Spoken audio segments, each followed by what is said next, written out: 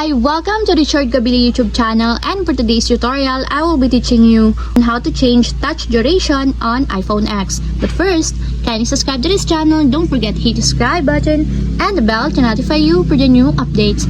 And let's start! Using your iPhone X from your home screen, first go to Settings. Then in the Settings, scroll down and then find on top the Accessibility. Then in the Accessibility, scroll down again and go to Physical and Motor section and then tap the Touch. Then in this part in the Touch, find and tap the 3D and Haptic Touch.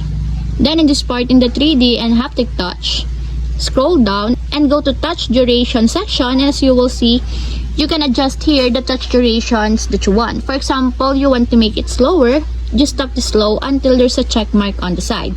And if you want to change it back to the default touch duration, just tap the fast until there's also a check mark on the side. Adjust the time it takes to reveal content, previews, actions, and contextual menus. And that's it, we have successfully changed touch duration on iPhone X. If you have a question, kindly comment down below and don't forget to hit the subscribe button and the bell to notify you for the new updates. And thank you for watching!